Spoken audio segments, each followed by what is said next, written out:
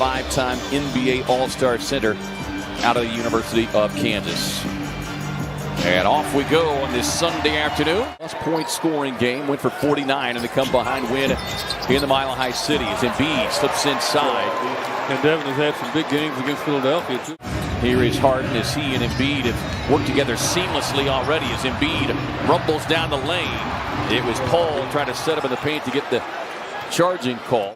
Let that one go, man. 7 feet. They list him at 280, but I'm guessing you could throw a couple of more biscuits in there and call it even 300. Deep three on the way for Book. Splash down. He got that win without Joel Embiid as Doc Rivers electing to give his big man a breather.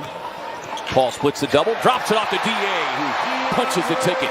I mean, that was like pinpoint. But he misses 15 games, 5 weeks, and he comes back and instantly delivers a maestro-like double-double. Well, and here's why, K-Ray.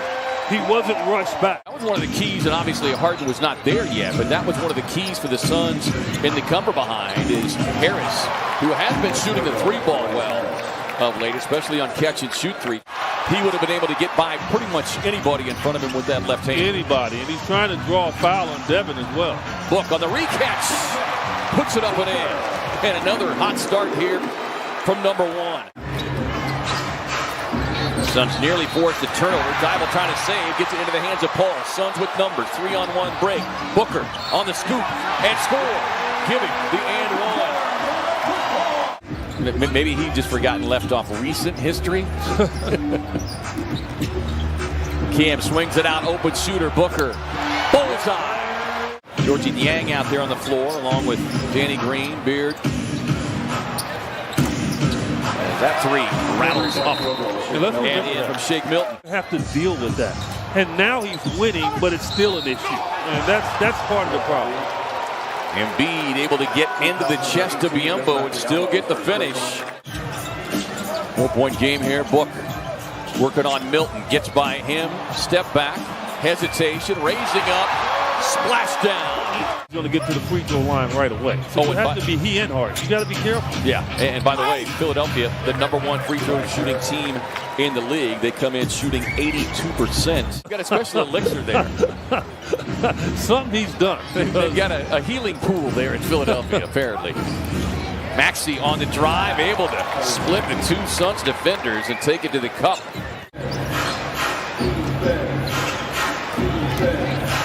Harris on the spin, takes it right to the cup, and Harris with a little flex for his Philadelphia teammates. So they've pretty much gotten everything they wanted, and they've gotten good production off of the bench. Here's Tobias Harris. He's gotten rolling, and he's a guy, as I said, he put up 30-plus points against the Suns there in Philadelphia. They know on this end is where they get back in the ball game. They got to get some stops. Well, they trailed by double digits in both of those road games as Danny Green chasing the loose ball, runs to the other side and knocking down that triple. The thought that he'd maybe rest him an extra minute. I think a lot of times that's fool's gold when you do that, because now it gives the other team an opportunity to go against a group of... Embiid working baseline, missed pretty much everything. Hit the side of the backboard, up ahead to Crowder. Bounce pass to the streaking Bridges, who delivers the hammer. Timeout, Philly. Talked in the last couple of days just how special this 60-win team is.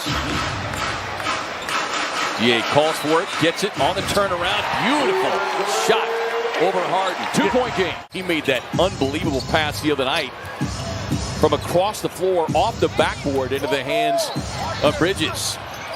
As Thibault won't get it. And Embiid stays with it once, twice. It's an important 250 here for the Suns, trailing by 5. Step back three for Harden. Got it. That should be an area where the Suns should be good. Underneath, I understand it could be an issue with Embiid. Long rebound should be there. Embiid backing down. And then a late whistle. That's going to be charged on Crowder. That's going to be number 4 on Jay Crowder. Last week, Sacramento, as Paul on the dribble drive, gets it off the glass. Can't get the finish as Paul tripped up. He hits the deck, and he's looking back at Trey Maddox saying, where's the foul and whistle there? Embiid throws himself at 8, won't get that whistle.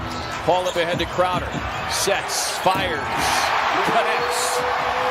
Suns by 2. Timeout, Philly. Every possession, though, for the Suns this third quarter without fouling is a win. Harden trying to get the angle on Crowder. Kicks it into the corner. Maxey for 3. Career best 26 straight in double figures. Back in December to March. As Paul gets to his sweet spot. With his head moving, you taught to keep your head still and be erect. That guy there, boy, Harris backing down on Booker. Book's got to be careful playing with 3 fouls. Chris called to get Harden on him. That's the weak spot. Slips a pass inside. D.A. delivers the hammer. Suns back in front by 1. Harris on the rebound and run. Suns are just a bucket away, I think, from just really taking control. Maxey slips a pass in traffic to Embiid. And what about rust if you don't play?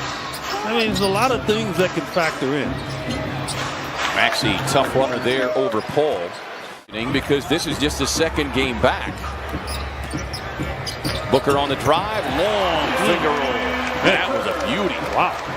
That particular play where he crashes into a guy, they're not giving that. They haven't given it all year.